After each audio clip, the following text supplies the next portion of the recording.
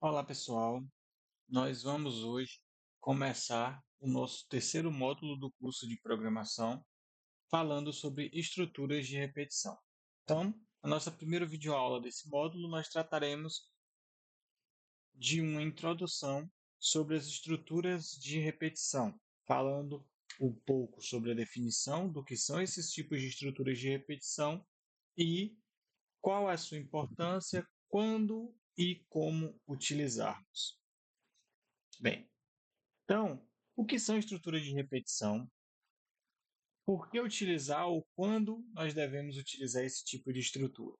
Bem, as estruturas de repetição nada mais são do que um tipo de estrutura que permite com que a gente consiga executar uma instrução ou um bloco de instruções várias vezes, certo? Então, se vocês estão assistindo a esse vídeo, provavelmente vocês já assistiram os nossos vídeos lá no módulo 2 ou têm conhecimento sobre desvios condicionais. E vocês sabem que os desvios condicionais é um tipo de estrutura que faz o quê? Que faz com que eu possa restringir a execução de uma determinada instrução ou um bloco de instruções a partir de uma condição.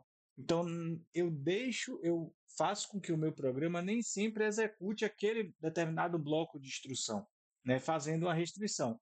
Na estrutura de repetição, eu tenho uma instrução, um conjunto de instruções que eu quero que ela se repita várias vezes, certo? Uma determinada quantidade de vezes. E ou então até que uma determinada situação ocorra. Então, é um tipo de estrutura que eu faço para repetir finitas vezes o número n de instruções, certo? E aí, quando nós devemos utilizar? Toda vez que a gente tiver que construir uma instrução dentro de um código e a gente quer que aquela instrução ela se repita, ela seja executada mais de uma vez. Então, a gente precisa de uma estrutura de repetição. E uma coisa que a gente tem que se atentar é que a gente vai estar criando o que a gente chama de laços de repetição, certo? Esses laços vai criar um processo onde eu vou ter uma execução.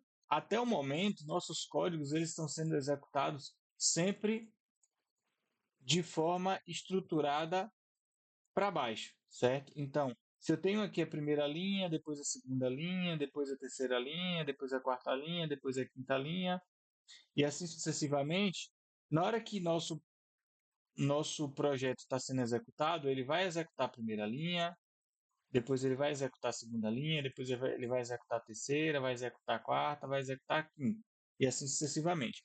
Quando a gente cria uma, uma espécie de desvio condicional, a gente cria uma condição para que um determinado código ou um bloco de código ele nem sempre seja executado. Então, no momento de execução, eu executo a primeira linha, depois eu verifico uma determinada condição e aí eu posso ou não executar aquele conjunto de instruções que está vinculado ao desvio condicional e depois eu vou executando as próximas linhas, mas sempre de forma sequencial. Já na estrutura de repetição, o que, que vai acontecer? A gente vai ter um tipo de estrutura onde eu vou fazer com que, quando eu esteja executando, então eu executo a primeira linha. Quando eu caio aqui na minha estrutura de repetição, ou mais comumente definido como laço de repetição, esse laço ele vai fazer com que eu tenha uma determinada condição, que enquanto ela for satisfeita, eu vou continuar executando tudo que tiver internamente dentro do laço. Então, nesse caso, ele vai executar aqui, vai executar essa linha. Chegou no fim do laço, ele vai retornar para o início do laço novamente. E aí ele vai verificar a condição. Se a condição permanece verdadeira, ele executa uma segunda vez todas as instruções que estão ali dentro. E aí, quando ele chega no fim do laço, ele volta novamente e verifica. Se a condição continua verdadeira, ele vai de novo executar aquelas instruções que estão dentro do laço. Isso vai virar uma espécie de loop. Então vai ficar rodando aí e executando várias e várias vezes. Mas em algum momento isso aqui tem que ser o quê? Isso aqui tem que ser falso para a gente conseguir parar e de fato dar seguimento ao nosso programa.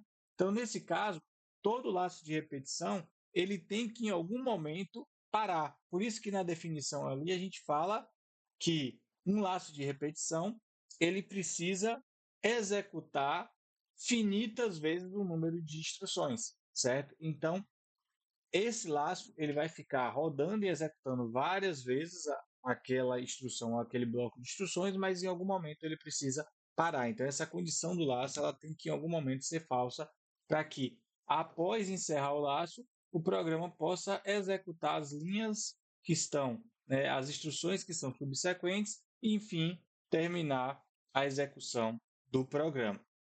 Então, vamos agora para uma situação problema para a gente ver na prática como isso ocorre, entender quando a gente deve utilizar e como a gente vai fazer esses processos, né, esses tipos de laços de repetição aqui dentro da linguagem C. Então, vamos começar com um exemplo que faça um programa que receba 3 notas de um determinado aluno e informe a média. Então, o que eu tenho de dado de entrada aí? 3 notas dos alunos. Como fala de notas de alunos, nós sabemos que a gente precisa utilizar um tipo real. Entre float e double, o ideal seria utilizar o tipo float, porque eu não preciso de considerar, né, um número tão grande decimal, com várias casas decimais, ou um número também muito grande. As notas ali vão variar de 0 a 10. Então, o float ele tem espaço suficiente para a gente estar utilizando dentro do problema e ele pede como saída aqui a média, certo? Então, como ficaria a solução desse problema? Vamos criar aqui um arquivo fonte novo, inserir as bibliotecas padrões,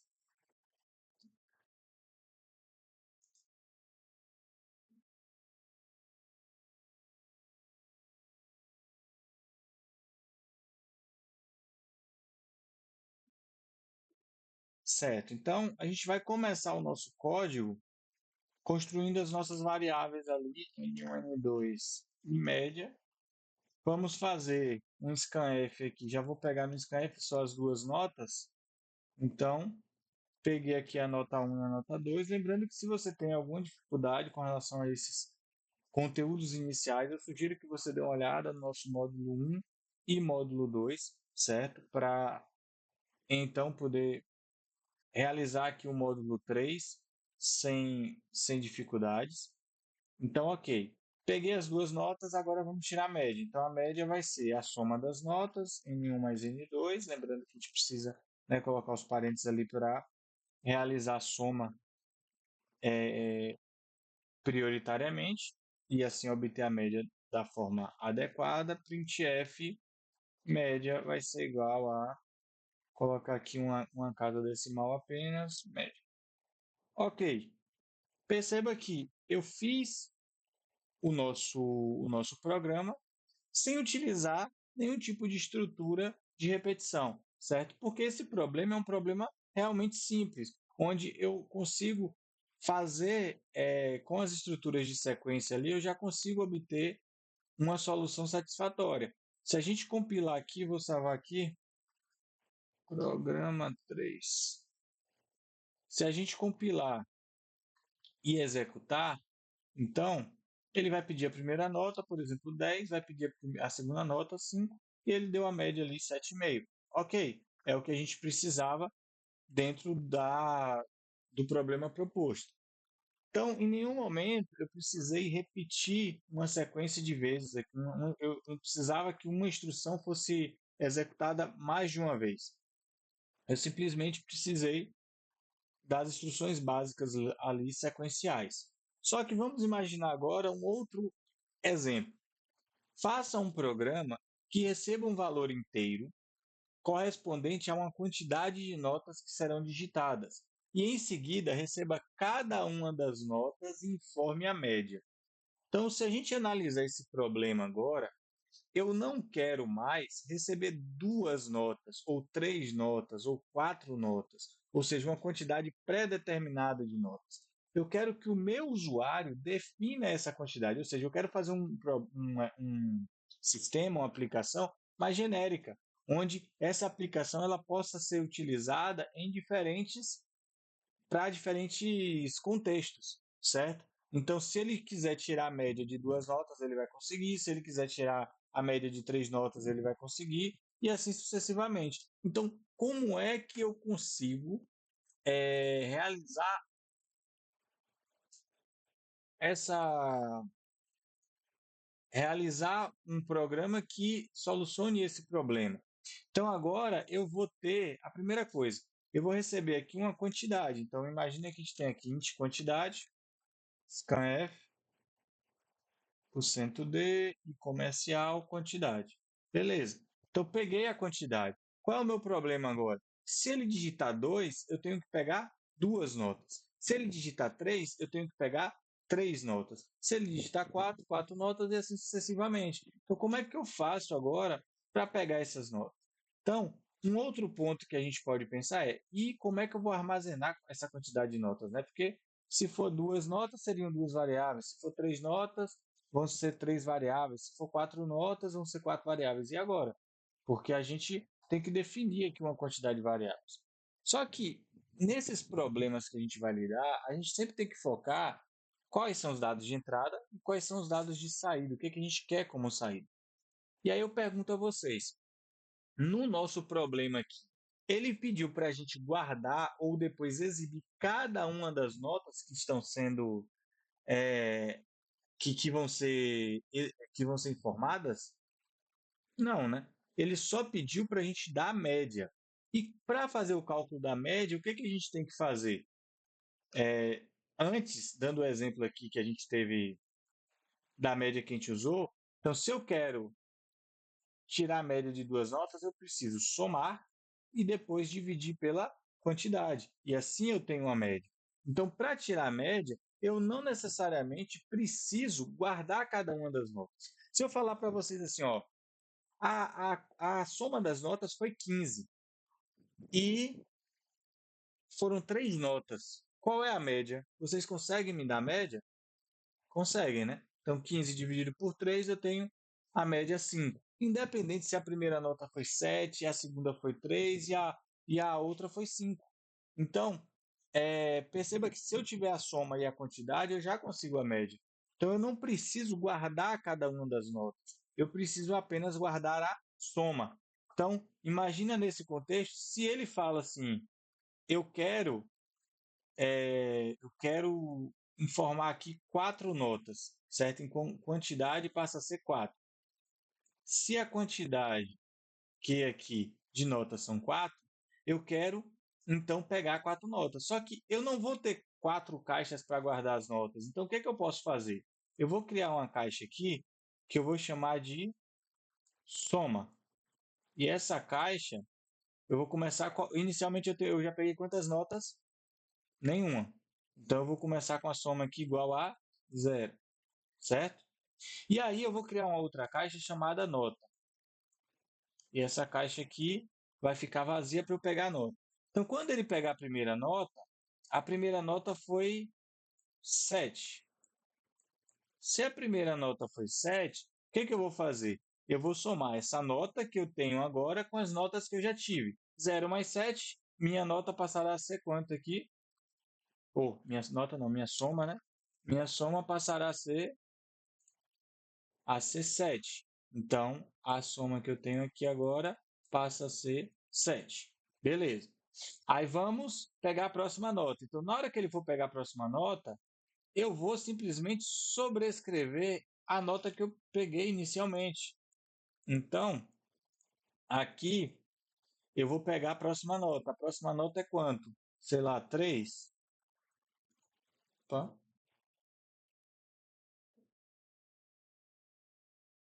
3. Então a próxima nota foi 3. E aí, o que, que eu faço agora? Eu somo as notas que eu já tinha, mais a nota atual. Então, 7 mais 3, minha nota agora passa a ser quanto?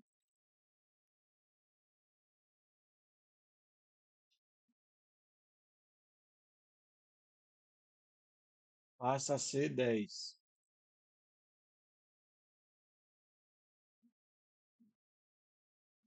10. E aí, eu vou pegar a próxima nota, porque até agora eu peguei quantas notas? Duas. Isso aí eu tenho que contar, né? Peguei já duas notas. Então, eu vou pegar a próxima nota aqui, que seria a terceira nota. E aí, na terceira nota, ele disse que a terceira nota foi.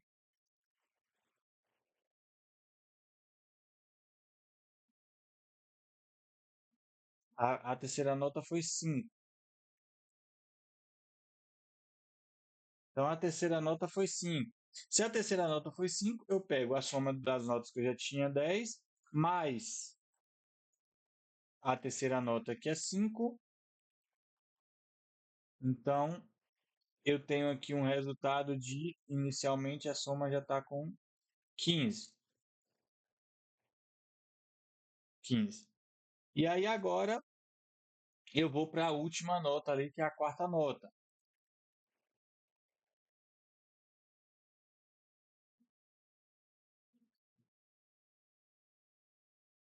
Então, na quarta nota aqui, ele digitou também 5. Então, sobrescreveu e ficou com 5. Então, agora a nossa soma vai ser 15 mais a próxima nota, que foi 5. 15 mais 5, a soma ficou com 20. Então, se eu falo para vocês agora, a soma de todas as quatro notas são 20 e a quantidade é 4. Qual seria a média? Então, a gente consegue calcular a média, né? A média ficaria o quê? O 20 da soma dividido por 4, minha média daria 5. Então, esse seria o processo para a gente resolver a nossa questão, né? Só que perceba que essas instruções de ficar pegando a nota e ficar fazendo a soma, elas vão ter que se repetir várias vezes. Então, como é que ficaria isso em termos de código?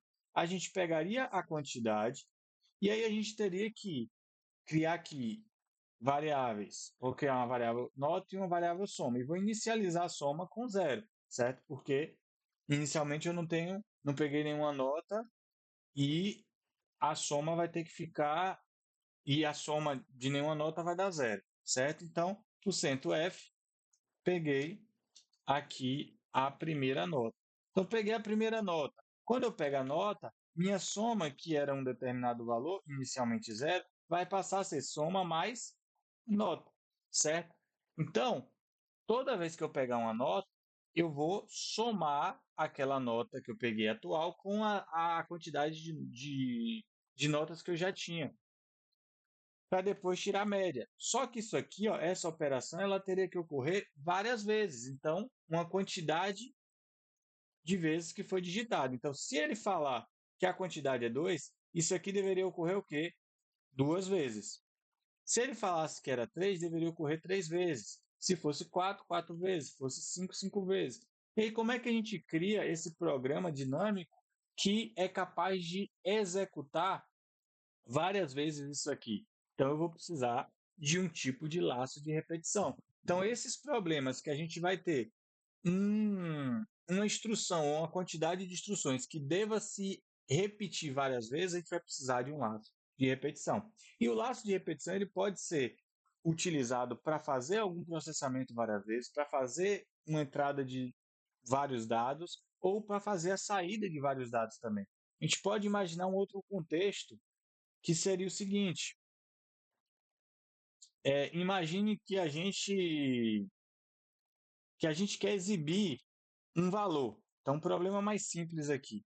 Eu quero exibir a palavra a palavra aula, certo?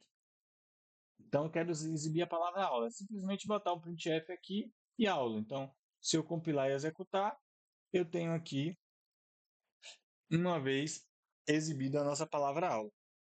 Mas eu faço, não, mas eu queria exibir 3 vezes a palavra aula. E agora eu faço o quê? Aí eu teria que, então, repetir aqui. Eu vou botar um /n para ficar uma abaixo da outra, então eu teria que repetir aqui 3 vezes o printf. Então, se a gente agora compilasse e executasse, aí agora a gente tem 3 palavras-aula.